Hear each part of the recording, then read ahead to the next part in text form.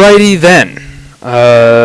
Welcome to my Twitch stream of Vietcong, which is a first-person shooter game released by a Czech company called Petrodon and published by 2K Czech. Petrodon would later become part of Illusion Softworks, who worked on games like Mafia, and that would later become folded in to 2K Czech as well. And so, yeah, Vietcong, as the name implies, is a first-person shooter. It's set during the Vietnam War, and I think it's probably the best Vietnam War first-person shooter. I don't know about the best Vietnam War game, but certainly in the realm of first-person shooters, you know, it's the best sort of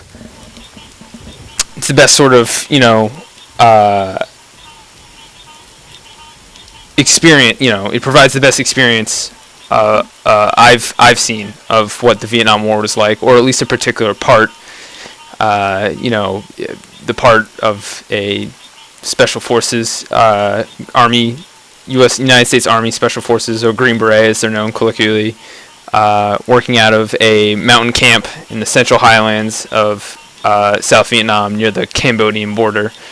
That specific part of Vietnam, given that, you know, Vietnam, like a lot of wars, was very different depending on where you were stationed. The war in the Central Highlands was very different from the war in the Mekong Delta, very different from those who fought in the Tet Offensive in the Battle of Hue City, for example. That's, you know, it's an urban combat, probably more in common with the Battle of Fallujah that happened in Iraq in 2004 than the jungle firefights, you know, that occurred in the Central Highlands of South Vietnam, or the river combat in the Mekong Delta.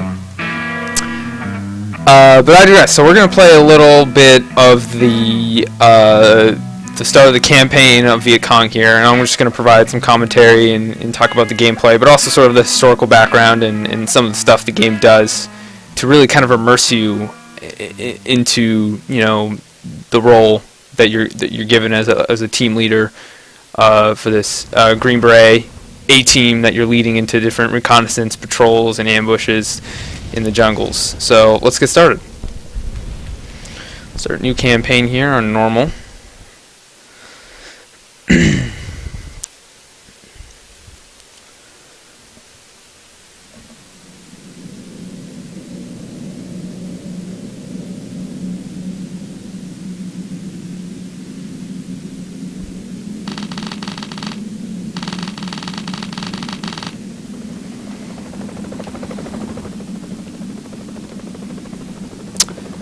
So here we are flying in.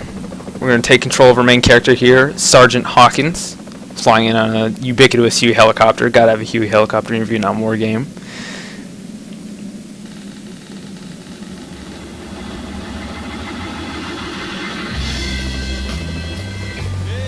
And this game's got a pretty awesome soundtrack, actually. When I first arrived in Vietnam, I got stuck in the rear for 3 boring weeks, serving as an instructor for the Vietnamese Special Forces at Nha Trang.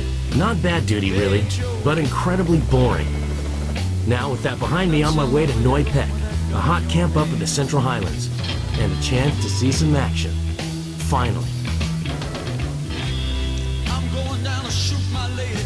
So yeah, the soundtrack, while not, you know, it doesn't have the big things like Credence or stuff like that, it's pretty good. It's pretty, really fits the mood and obviously the time period of the game. Yeah, I'm here to replace the team's intelligence sergeant, KIA. Yeah, Douglas, poor bastard. You ran out of luck. I heard he got killed on night patrol. Right. I was out with him on a night ambush. We're going after some BC tax collectors. It was a group of local BC who were stealing rice from the local bill. Those villagers sent us a message. So we humped over there one night and ambushed those guys just before they got into the village. Me, Douglas, and a few of the yards. They were so surprised they didn't even have time to wet their pants. After we blew the claymores, they were all lying there, totally wasted. But when we went to check the bodies, another bunch came up on us, so we had to take them out. Fortunately, Douglas was unlucky. Hey, these things happen in war. At least it was quick. An AK round caught him in the head. He was out of it before he even hit the deck, man. Poor bastard. Yo, North Camp is right ahead of us, guys. Get your stuff together. We don't want to stay any longer than we have to. So here it is, my new home. Take care, man. Tell those REMFs at HQ to come out here and start earning their pay. Wilco, don't work too hard, GI. Keep your ass down. For those who don't know, REMF, or REMF, stands for Rear Echelon Motherfucker, a pejorative term for troops who didn't see combat. DJ is back. Good to see you. Who's the FMG? This is Hawkins, our new intelligence sergeant. He's PCS to the camp now. Yo, I'm DeFort, the radio operator. The captain wants to talk to you. He should be in the TOC bunker. It's the one with the American flag flying. So, CJ, how was Saigon? So here we are in Noi Pek, which is a fictional camp, not a real place in the actual Vietnam conflict, but it is a pretty good example of what a Green Beret camp in the highlands near the border with Cambodia would look like. You know, kind of dug out of the ground on top of a hill that would dominate the terrain. You know, just super quickly constructed buildings, like these wooden structures here. You know, sandbag bunkers and such, and just really kind of just dug into the earth, and you know, got the standard military base signpost with signs pointing in all directions to cities, and inevitably one of them points to somebody's home. And here we got Kansas is, you know, almost 9,000 miles away. So these camps are mainly staffed by Vietnamese troopers who are taken from the local mountain tribes, the Montagnards, known affectionately by their U.S. trainers as the Yards, who came, you know, lived in the Royal Highlands, and you know, they were a minority in Vietnam, and as such, when you know, things started really getting heated in the late 50s and early 60s, they were a target for sort of communist propaganda, because, you know, being a sort of minority group in Vietnam, they were not well treated by the South Vietnamese government, you know, all the way in Saigon, in the capital. So they became a target for, you know, for communist propaganda operations done by the Vietcong and supported by the North Vietnamese to try and, you know, and turn them against the U.S. effort in South Vietnam. But they largely resisted that due to, you know, generally, you know, they didn't see the North Vietnamese or the Viet Cong as any better than the government in Saigon, and also because, you know, the U.S. did, you know, send Green Berets and other training and personnel to interface with them and ensure that they would, you know, that their hearts and minds, to use that popular phrase, would remain aligned with the United States and South Vietnam. So they, you know, they were considered pretty staunch allies, very brave fighters, considered extremely reliable, and as such, there's a large population after the Vietnam War ended. You know, were refugees essentially because, you know, they had aided the Americans and such. You know, they were not endeared to the new government, the new communist government that had reunified Vietnam, and so, you know, a lot of them fled to the United States to settle there. So let's walk around and explore the camp a little bit, you know, and we'll look at, you know, so here's your typical, you know, Montagnard trooper. He's armed with an M1 carbine, which is a pretty old weapon at this point in the 1960s. It's a World War II era weapon, initially designed to be issued to rear echelon troops and people who didn't need a full-size rifle. But it's very popular then because, you know, their Montagnards are smaller. than their American counterparts, and less used to heavier weapons.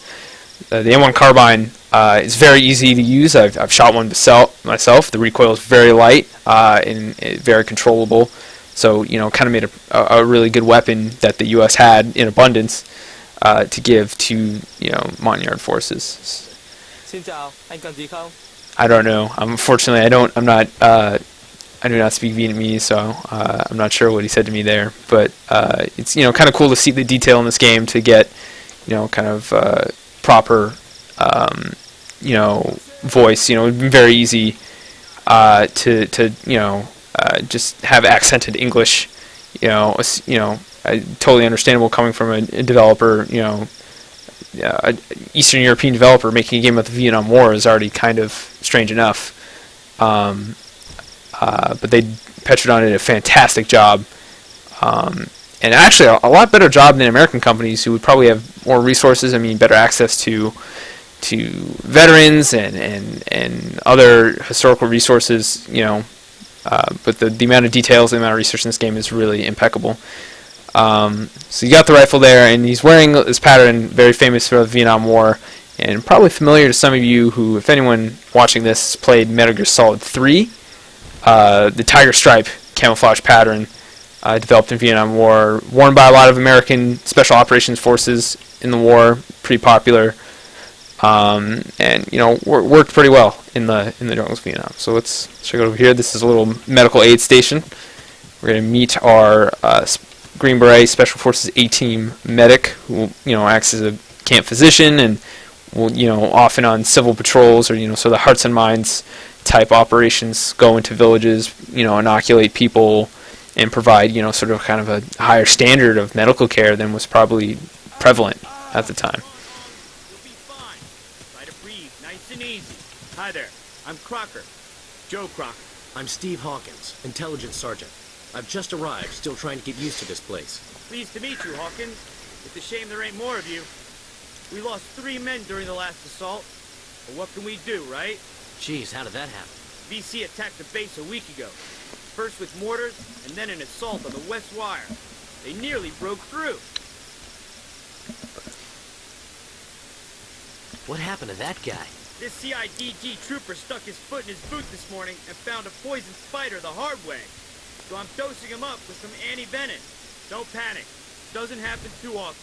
Just make sure you check your boots before you put them on, okay? So yeah, that's Joe Crocker. He's going to be our team medic here, and he runs a little aid station down in this base. And that story he told about watching your boots before you put them on in case there's any creepy critters in there. That's certainly true to the kind of the wildlife you could expect to find in Vietnam, and the dangers you could have. And you could get poisonous spider bite, and that could render you horribly ill and incapacitated. So it's just one of those things that you just had to look out for. And one of those tips, one of those things they don't necessarily teach you. They didn't necessarily teach soldiers stateside in general before you come in. That's one of those things you'd had to get from someone who was there before you, and the old hands, the veterans, and such.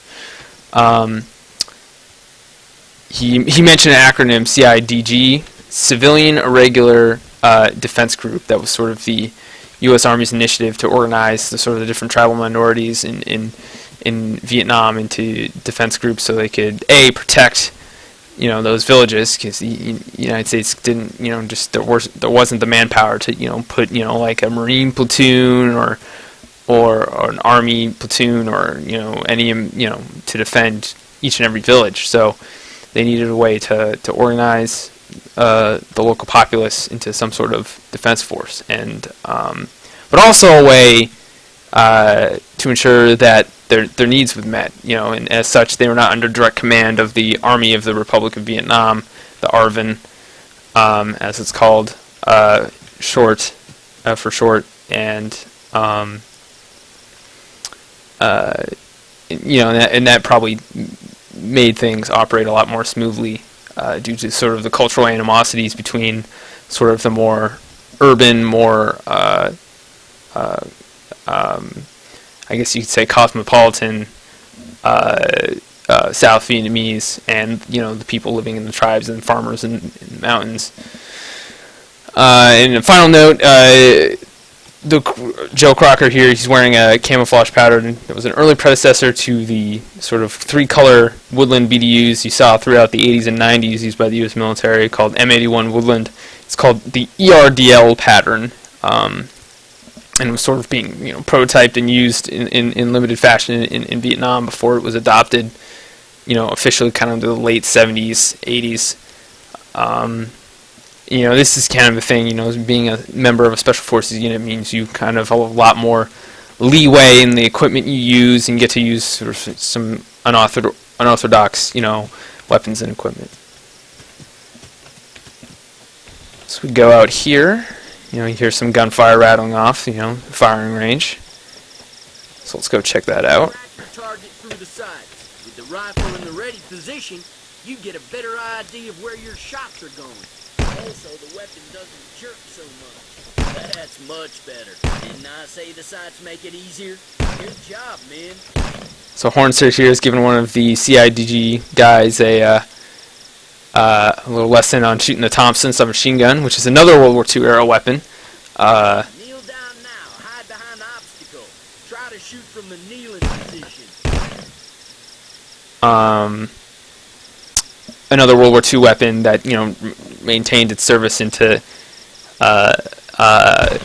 Vietnam. It was a pretty good weapon for jungle combat, just because the engagement distances are so close that the limited range and sort of terminal ballistics at range of a pistol caliber round, the 45 ACP round that the Thompson submachine gun fires,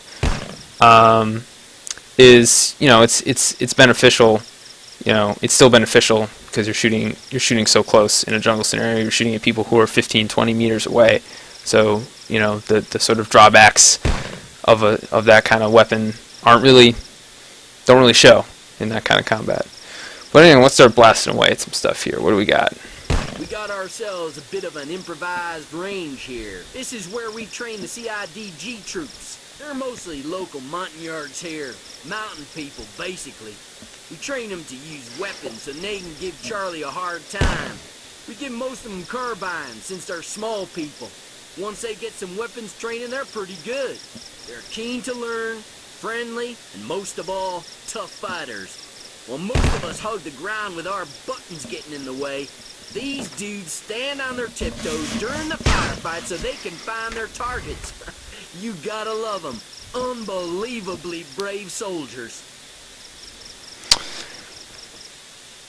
So yeah, there's Hornster's little spiel about the Montagnards. Certainly true, as I said before. So let's try. We got third weapon we have in here, Remington 870 pump action shotgun. Again, shotguns pretty useful in jungle warfare. Although a big thing in video games is everyone perceives shotguns as a pretty up close weapon, and that's certainly true. But in most first-person shooters, the shotgun's range is a lot less than you can do with a shotgun in real life. But again, the sort of the qualities of a shotgun suit it pretty well to jungle warfare. Let's take an aim at some of these bottles here. Let's start blasting these. Line it up. When was the last time you had a gun in your hand? I'm not sure what he's talking about. I totally hit that. Doesn't matter. Kind of an interesting thing is, this game came out in 2003, and this is before kind of iron sights were really common. Before like the first Call of Duty game really popularized that stuff. It's a little weird. As you can see, I'm not lining up the rear sight on the back of this shotgun with the front sight like you would on a real gun. You're kind of just aiming with the front sight, which isn't exactly how you do it. Although there are some guns where you kind of line up that rear sight, but it's a little awkward looking to someone like me who's a bit of a gun enthusiast and does some shooting from time to time. So let's just blast a few more of these. Another cool feature this game has, I'll show it to you here, is kind of got the active cover guy. He sort of goes high port with this shotgun here, and then I right click and he pops up to shoot. And then you let go of the aim down sights button, you pop back into cover. Sort of one of the first examples I can think of, sort of the first person cover systems. Blast a few more targets. And reload the shotgun.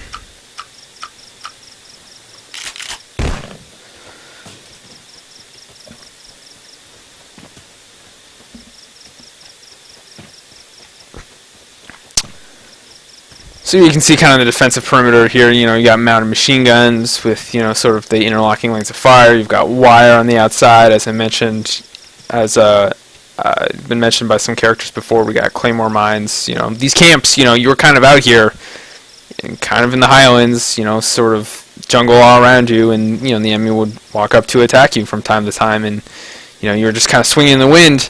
You sort of had to fight off. You know, reinforcements weren't exactly particularly close, so you know, it could get pretty hairy for you if you're just kind of out here shooting, you know, waiting for missions and, you know, training and stuff.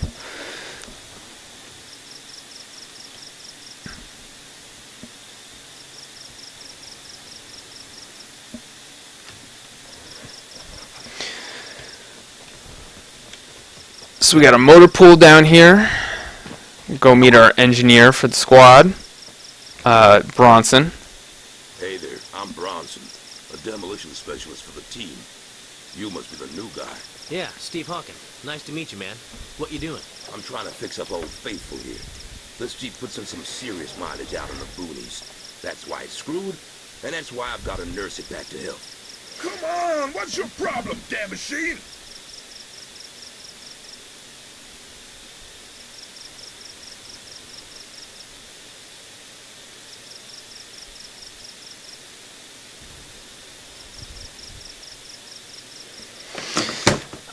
So, you know, as he said there, he's the demolition expert for the team. You know, a lot of these Green Beret operations might, you know, you might have to destroy enemy communications equipment, you know, telegraph wire and telephone wire and stuff like that, enemy weapons caches and the like. So, you know, explosives skill certainly acquired in, you know, one of the pivotal team member positions on, you know, sort of a Green Beret A team. You know, one thing I will say about this game is it doesn't really talk about, you know, this is the 1960s, you know, it's sort of the height of mid-century racial tensions in the United States. You know, the civil rights movement is in full swing when this game takes place. The game doesn't really comment on race. I don't remember, as far as I can remember. You know, but, you know, yeah, is totally accurate to have a African American member in the special forces. The U.S. military was fully integrated by this time. It integrated during the Korean War, and there were certainly a plethora of racial tensions. They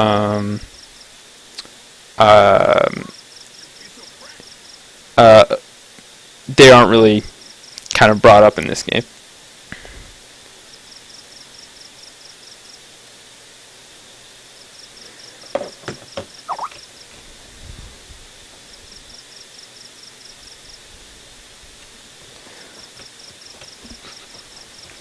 So as we kind of explore the camp here, you know, it's pretty detailed. It's kind of cool that, you know, this game was pretty ambitious for the time to sort of render this entire camp and let you explore it, and, you know, kind of interact with the different facets of it. I mean, there's not a whole lot to see here besides, you know, the firing range and talking to some people. You know, they got an NCO club where, you know, people hang out and drink and you know, on Must downtime. Be the bunkhouse. This will be where the other GIs sleep. And do other activities, you know, when you're not training or on an operation. So I believe that's pretty much it for stuff you can see in the camp now. So we're going to go to the TOC, or TOC, or Tactical Operations Center, that stands for.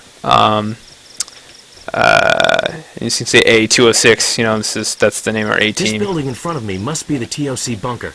There's the flag. The captain should be inside.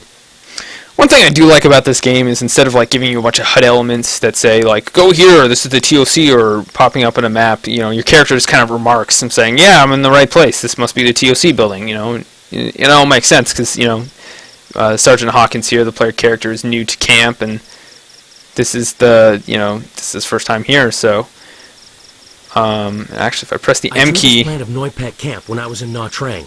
I'm told it's quite a big camp, constructed to support up to 300 CIDG soldiers inside. Should help me find my way around. you know, he kind of does that, and he's got his map of his camp, and you pull out an actual map. You know, it's not like a big, you know, kind of UI style overlay they pop up. You know, it's an actual paper map that, you know, you can see there's lighting on it and everything. It's pretty cool. And you know, and when you're on an operation, he'll pop up the map and he'll comment like, "We need to head north up the trail," or something like that. And you know, it's kind of this really immersive, you know, first-person experience. You know, if you've played Far Cry 2, it's a lot of the same stuff that minimalist HUD and just sort of giving you the information through the character, which I think is very interesting. So if we press M, put the map away, and we'll head into the TOC here, talk to the captain. Sergeant First Class Hawkins reporting for duty. Captain Rosenfield, sir. Welcome to the camp, Hawkins. We're a couple of men short right now, and glad to have you. First off, since we're way out in the boonies here, Hawkins, we can cut the parade field crap effective right now. Don't salute around here, or you set me up. And whatever you do, don't read a map while you're standing. You set yourself up. The VC snipers in this AO are about the best I've ever seen. Roger that, Captain Rosenfield, sir. Cut out the formal routine. We're a different bunch here. Okay, sir. This is our TOC bunker, the place where team meetings and briefings take place. Now follow me. I'll show you your bunker. So we're gonna go to our hooch, our little home away from home. And Captain Rosefield is kind of right. He talks about, you know, just being very cautious about rank and doing things that kind of point to you as being an important person or an officer. You know, there were snipers operating, you know, around American installations commonly in Vietnam, and if you indicated that you were a person of high value, you would quickly draw, you know, sort of sniper fire, and, you know, it was a good way to get yourself killed. So, you know, being informal and not drawing attention to yourself was kind of it's just necessary survival. In addition, you know, the Special Forces community, particularly at this time, was kind of very different from the conventional army, and because of their unconventional tasks, and as such kind of eschewed the traditional army protocol and rank structure stuff. But it's all you're gonna get. Make yourself comfortable. Put your bags down and go grab a weapon from the shooting range. Hornster's over there. He'll let you try it out. Wilco, sir. Why don't you take a look around the camp? This afternoon I'll give you a guided tour of the local area. Okay, thanks, Captain.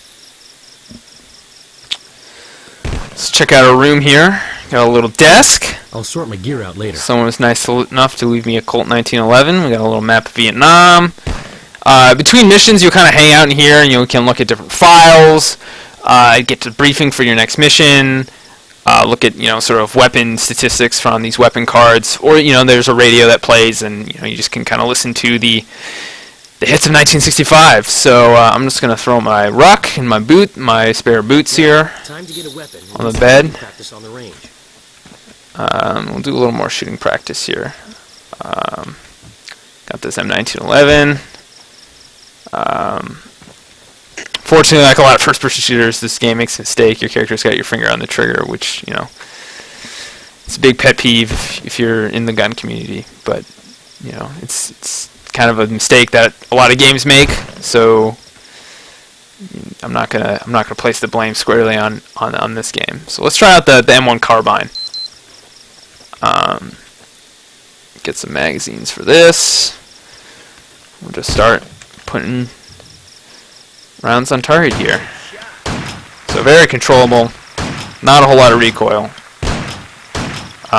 Pretty accurate to the real life gun. I've shot in a sort of a modern replica of the M1 carbine, and, you know, it's a fun weapon to shoot. You know, the 30 carbine round, which is the caliber this gun fires, is pretty controllable, and anyone can shoot it, regardless of, you know, whether you're experienced shooter or a novice, or, you know, body type or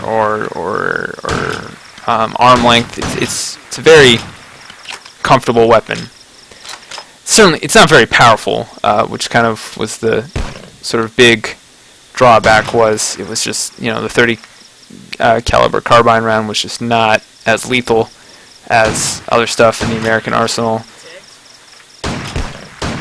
So when, you know, the M16 with its sort of intermediary 5.56 caliber came in, you know, that kind of was like, yeah, really the end for the M1 carbine in American service. It's enough target practice. Let's go. Come with me to see the captain. So apparently we're taking to see the captain, see what he wants. Stuff together already? Everything okay? Good. You can come with us for a nice, exciting, goddamn civic action. We have to inoculate kids in a nearby Montagnard village. We're also going to take some rides for them. Their camp's not far from here, so let's roll. So we're going to do kind of the classic Green Beret mission for internal defense, sort of maintaining relations with the local populace to try and, you know, sort of win their Before I knew it, I was on my first mission. win their confidence and their trust, and get them to support us. So that, you know, that involves bringing food, involves, you know, providing medical treatment, and you know, interfacing with the village elders and seeing what they want, what they need. And so, you know, should be uneventful, right? Nothing's gonna happen here. Interesting people, these Montagnards. It was a great idea to train the CIDG troops for these tribes. They are really brave fighters. This place got torched about a month ago. No one survived. The men of the village were with their wives and kids up in the CIDG camp. So Charlie took revenge on the farmers and elders who stayed in the village. Bastards. We got most of them after the attack. But you know how it is. You zap one and there's another 3 lined up ready at the door.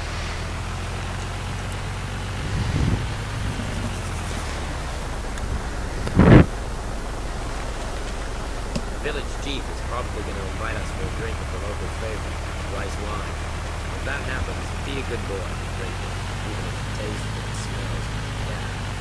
It might actually contain some alcohol. Right, Doc? Yes, sir. Definitely a bit better than a bullet in your head.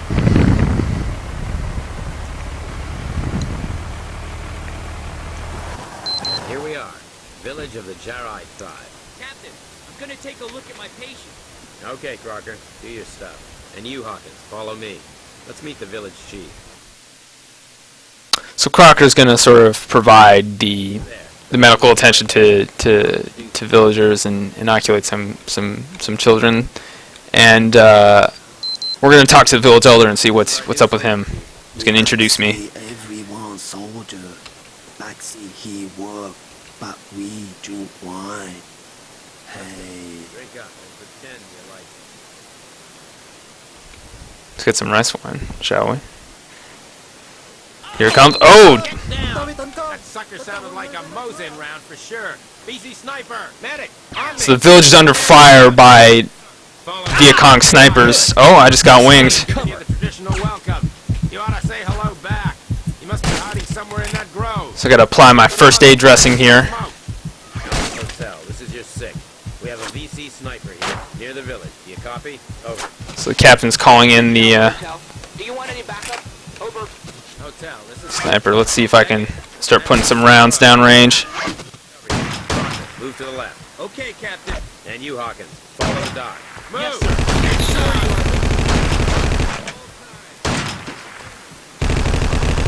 This captain's providing a base of fire so me and Crocker can move. Must stay in cover. Oh man. Alrighty. Quick death awaits you in Vietnam. Yeah, this game, you know, is fairly difficult. You know, pretty realistic. You can only take a few hits here. As you can see, that Vietcong sniper's using his Mosin gun to good effect. So let's try that again.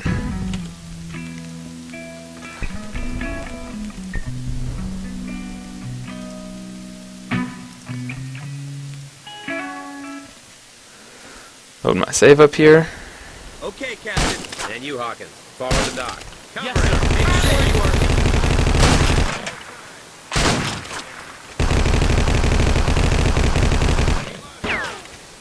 kind of zigzag.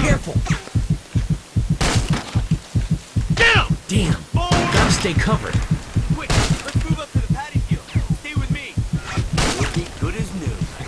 Ask Crocker to patch me up here. Nice shooting, Hawkins. So I took out that sniper, but there's probably a couple more, Vietcong hiding out there. So we have to be pretty careful when we move up to check that sniper's body and position.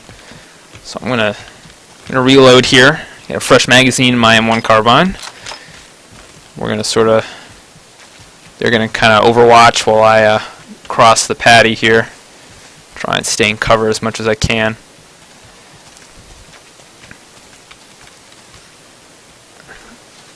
So we can go prone here. Whoop. There we go. Got a Huey helicopter flying over us that the captain reported into on the radio, so maybe he'll provide some aerial observation and sort of direct us to where these guys are bugging out to.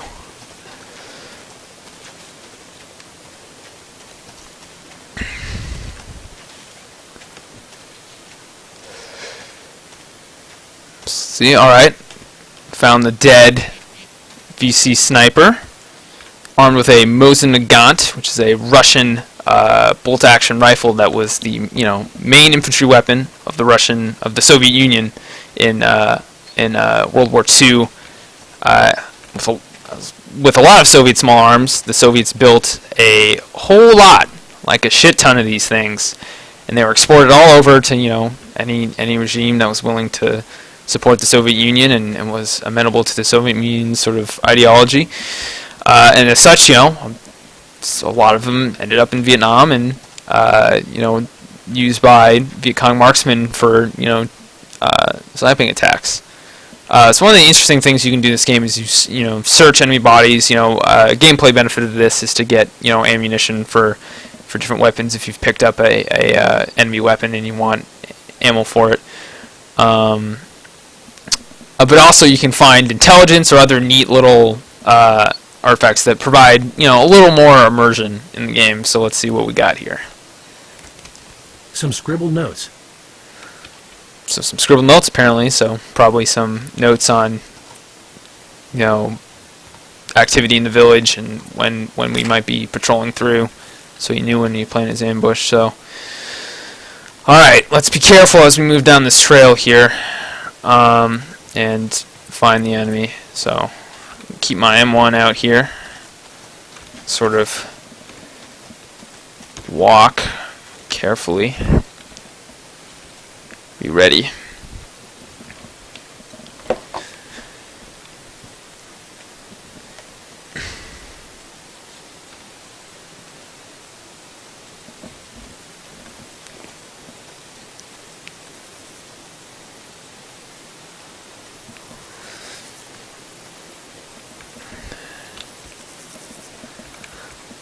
Let's creep over this log here. Oh!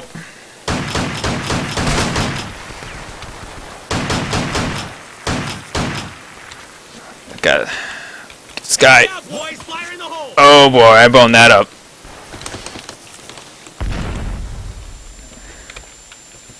So yeah, you gotta hold the grenade button when you want to throw them farther than 2 feet in front of you. Glad I got that take on camera.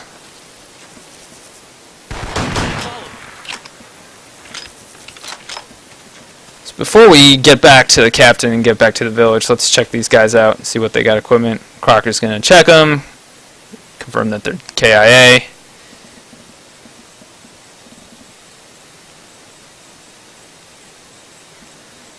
So let's see what they got. So this is interesting. These guys were armed with the M3 grease gun, which is another World War II era weapon. This one from the U.S. side. A lot of these were exported. The French, they were part of the French military's use in during the French involvement in Vietnam in the 50s. So there's a lot of them floating around. Vietnam. It's called the grease gun because it looks like the tool that during World War II, the tool that mechanics would use to apply grease to engine parts and other stuff. So earned the name the grease gun. Just sort of a really kind of cheap stamped steel submachine gun designed to be mass produced because the Thompson was really expensive to build.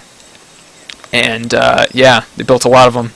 And it kind of actually stayed in the U.S. inventory, weirdly enough. And it stayed so long that in 1991, I shit you not, there were tank crews carrying the M3 grease gun as their personal defense weapon inside, their like state-of-the-art M1 Abrams tanks, which is kind of funny considering the gun's probably older than most of those, than pretty much everyone who was fighting in those tank crews as part of the American intervention in 1991. All right, so these guys are pretty much dead. Doesn't seem to be anybody else. I'm trying to remember. Is there like a tunnel back here? Is a path? Let's check down here. Make sure there's nothing else. No, just kind of more jungle. And we're a small 3-man patrol, so we're not really very heavily armed. So let's get back to the village and get on with our business after this brief but exciting interlude.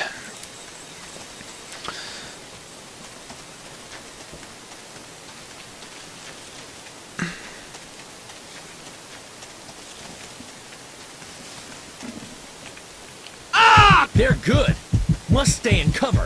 Whoops. There's also falling damage in this game. That's what I get for looking at the chat when I'm supposed to be looking where I'm going.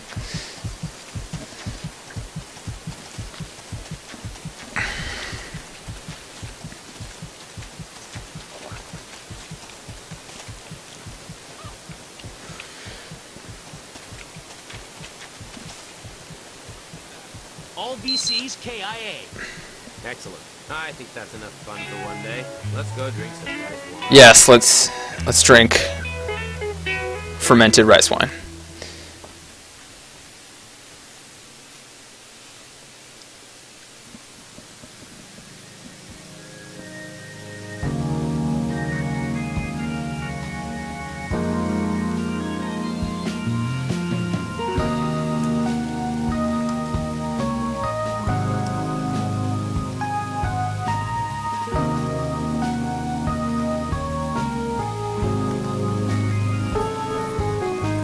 So here we are looking at the sort of mission debriefing screen that just kind of gives you your stats, general overview of the operation. Pretty simple. 3 VC KIA. I killed all 3.